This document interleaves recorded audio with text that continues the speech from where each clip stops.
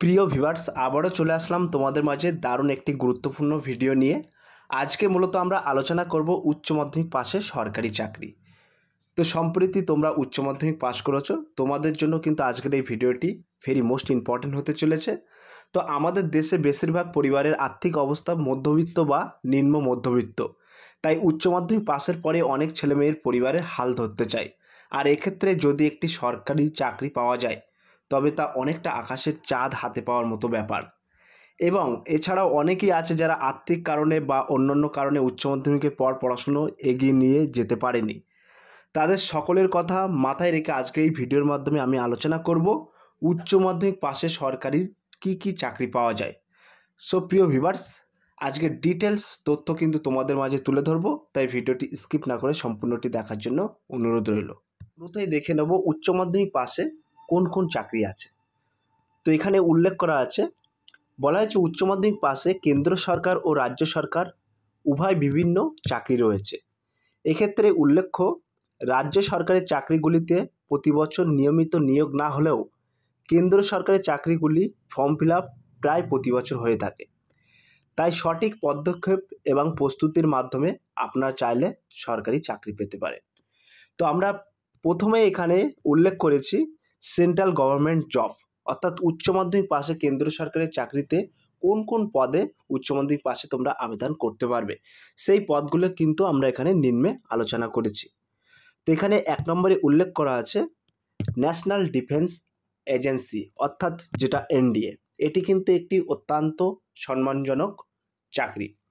তো এটি কিন্তু ইউপিএসসি কর্তৃক আয়োজিত এনডিএ পরীক্ষার মাধ্যমে ভারতীয় প্রতিরক্ষা বাহিনীতে অফিসার পদে নিয়োজিত হওয়ার সুযোগ পাওয়া যায়। তাহলে এই উচ্চ মাধ্যমিক পাশে কিন্তু তুমি এনডিএ অর্থাৎ ন্যাশনাল ডিফেন্স এজেন্সিতে এই পদে আবেদন করতে পারবেন।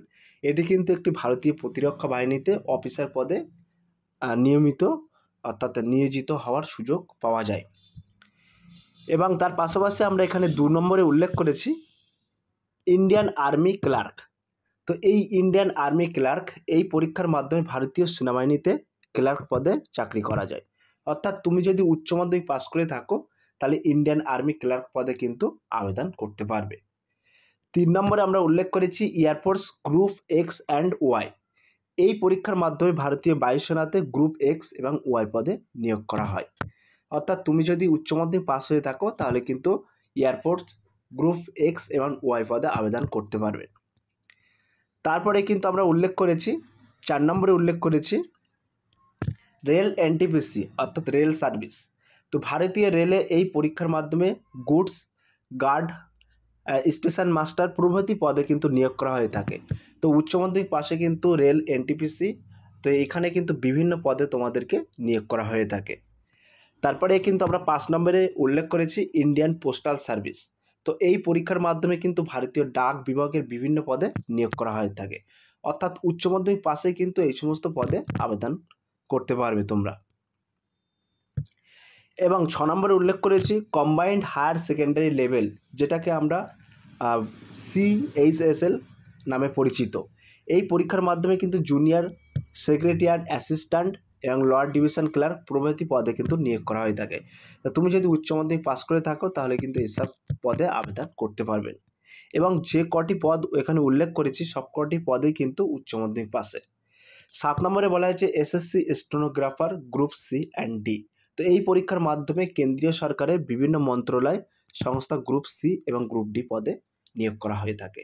তাহলে এই যে উচ্চ মাধ্যমিক পাশে কিন্তু তোমরা এই সমস্ত পদগুলিতে আবেদন করতে পারবেন। এবং আরও কিন্তু বিভিন্ন পদ আছে, সেগুলো কিন্তু আমি এখানে উল্লেখ করে নিই। এইগুলো কিন্তু কেন্দ্র সরকারের চাকরি। এইবার আমরা উচ্চ মাধ্যমিক পাশে রাজ্য সরকারে কি চাকরি পাওয়া যায় সেটা কিন্তু আমরা উল্লেখ করব। এবার সরাসরি তোমরা দেখতে পাচ্ছ উচ্চ মাধ্যমিক পাশে রাজ্য সরকারের যে সমস্ত চাকরিগুলি পাওয়া যায়। তো এখানে তোমাদেরকে শুরুতেই বলে রাখি 1 নম্বরে বলা হয়েছে ওয়েস্ট বেঙ্গল কনস্টেবল। তো এক সংক্ষেপে ডব্লিউবিপি বলা হয় একে। তো এক্ষেত্রে পশ্চিমবঙ্গ পুলিশ কনস্টেবল পদে নিয়োগ হয়ে থাকে। তো এখন প্রধানত Paschimbanga West Bengal police constable পদে কিন্তু মাধ্যমিক পাশে তুমি আবেদন করতে পারবে।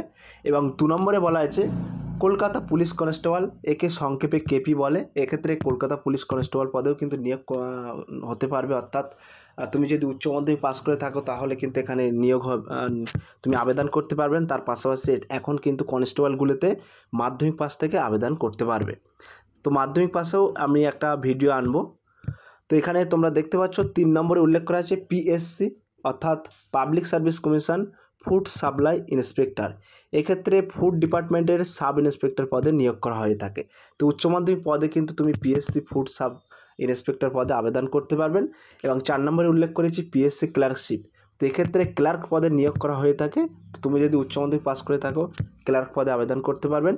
5 নম্বরে বলা হয়েছে পিএসসি ফায়ার অপারেটর। এক্ষেত্রে ফায়ার অপারেটর পদে নিয়োগ করা হয়ে থাকে। এবং তার পাশাপাশি বলে রাখি 6 নম্বরে কিন্তু আমরা এখানে উল্লেখ করেছি পশ্চিমবঙ্গ পুলিশ সার্ভিস আবগারি কনস্টেবল। এই পরীক্ষার মাধ্যমে পশ্চিমবঙ্গ পুলিশ সার্ভিস আবগারি কনস্টেবল পদে কিন্তু নিয়োগ হয়ে থাকে। এবং 7 নম্বরে উল্লেখ করা আছে রাজ্য স্বাস্থ্য দপ্তরের চাকরি, যেটাকে আমরা সংক্ষেপে WBHRB বলে থাকি। এক্ষেত্রে রাজ্য স্বাস্থ্য দপ্তরের লোয়ার ডিভিশন ক্লার্ক, যেটাকে আমরা LDC নামে পরিচিত, এবং ডাটা এন্ট্রি অপারেটর অর্থাৎ DEO প্রভৃতি পদে কিন্তু নিয়োগ করা হয়ে থাকে উচ্চ মাধ্যমিক পাশে। এবং 8 নম্বরে কিন্তু আমরা এখানে উল্লেখ করেছি প্রাথমিক বিদ্যালয়ের শিক্ষকতা। তো উচ্চ মাধ্যমিক পাশের পর রাজ্য সরকারের অধীন বিভিন্ন প্রাথমিক বিদ্যালয়ে শিক্ষকতা করা যায়। তো এক্ষেত্রে তোমাদেরকে বলে রাখি উচ্চ মাধ্যমিক পাস করার পরেই কিন্তু এখন DLED বাধ্যতামূলক করা হয়েছে। তো উচ্চ মাধ্যমিক পাস করেই তোমরা যদি DLED কোর্স করতে পারো তারপরেই কিন্তু তোমরা প্রাথমিক বিদ্যালয়ে শিক্ষকতা করার সুযোগ পাবে।